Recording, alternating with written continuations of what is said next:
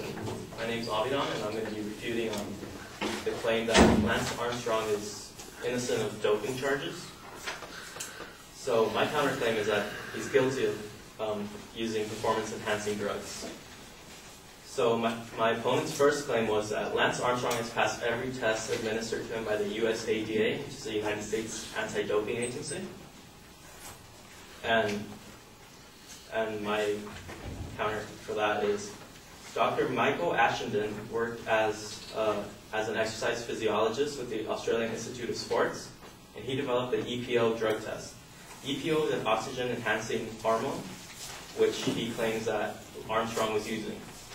Ashton analyzed 6 positive samples from Armstrong's 1999 Tour de France samples, and he found them to have EPO traces. What EPO has a half-life of 8 to 12 hours. So if an athlete was to take 10 milligrams of this in the morning at 8 a.m., by 8 p.m. of that day, there would only be 5 milligrams in his bloodstream, and then by 8 a.m. the next day, it'd be down to 2.5, and it'd just be reducing. So what athletes who take EPO do is often they would take it 2 weeks prior, and then by that time it would be completely gone, but they would still have the benefits of EPO. So in a quote from the Dr. Michael Ashenden, he said, "There is no doubt in my mind he, Lance Armstrong, took EPO during the 1999 Tour." The second argument is that Lance has maintained a steady athletic ability, and there's no direct evidence that can declare him guilty of doping.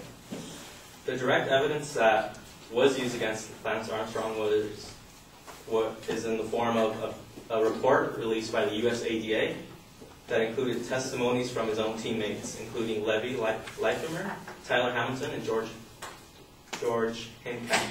8 other teammates also came forward and testified against him that they also did EPO with him.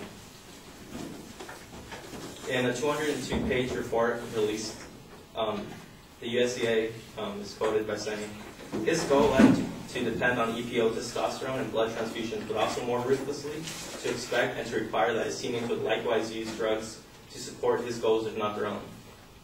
Team members also testified against him. So, the USADA also noted that Armstrong made payments of more than $1 million to Italian doctor Michele Ferrari.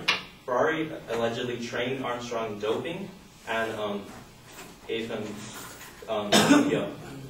This was found in an Italian doping investigation and through financial documents. And in the third point, it says, Lance Armstrong has won every single case gone to court so far, guilty because he won't fight back.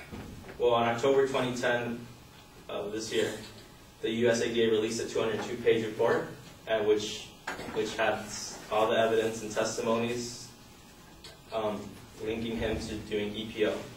And in October 22, the UCI, the Union Cyclist International, supported the report and gave Armstrong a lifetime ban on cycling.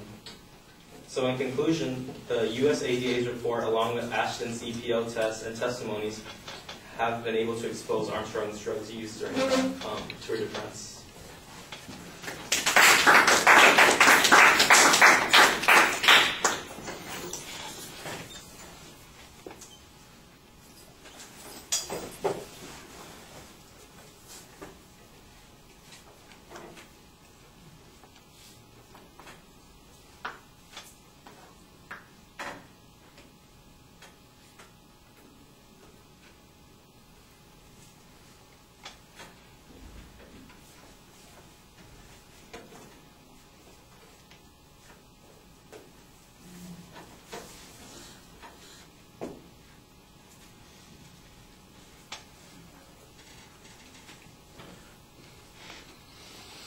All right, all the structural stuff is fine. On the first part, you've labeled the claim pretty straightforward. You have the citation from Ashton, who's talking about this, and this is the one drug test that appears to produce this result in 1999, and then you've got this explanation of the half-life. I think you need some more data on this, because this is the one place that it's not just somebody talking or somebody making an inference, that there's physical data, and that seems to be the argument that the advocate advocate was using and Armstrong are using for the most part to try and defend his position that this kind of data is, that he's passed all those kinds of tests. The half-life thing, for instance, is an interesting point. I do think you need to show, however, that there is a benefit even after the drug is out of your system. That seems to be a presupposition, and I'm not sure that you really supported that very, very clearly.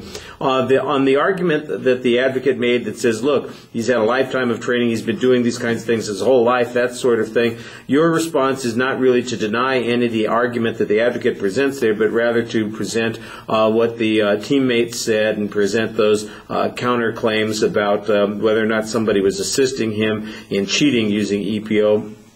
And I think that misses the reasoning process that the advocate was using to suggest that it's much more likely that he has these unique accomplishments on his own and that he didn't need the enhancement. The response that you have is okay. I think it needs to be developed a little bit more.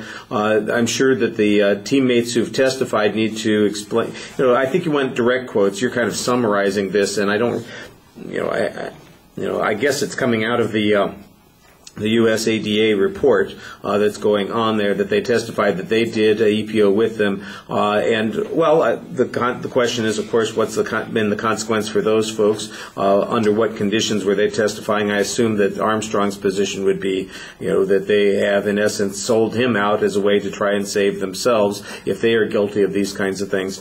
And the first question that popped into my head, and it's not applicable to the issue of whether it's a claim of fact, is, well, if they're guilty of all those things, did they get those bans and did all their stuff get taken away too? And I don't know what the situation would be. That's one of those context arguments that would come up if we were talking about the larger policy issue of whether or not that was an appropriate thing to do. The payments to Dr. Ferrari sound to me like somebody is making an inference here, but again, this is one of those places where the conclusion is assumed, and I think it needs to be demonstrated a little bit more. The court case thing, you're not denying that the court cases have been successful in Armstrong's favor. You just come back to the current report and argue that another organization has concurred with them. So I think basically your position is that the court cases ought to be irrelevant and that the organizations, the governing bodies are the ones that we ought to be listening to, and you need to give us a stronger argument about why the governing bodies are the ones that ought to be influencing our decision here rather than the court decisions that have been rendered. All right. Thank you.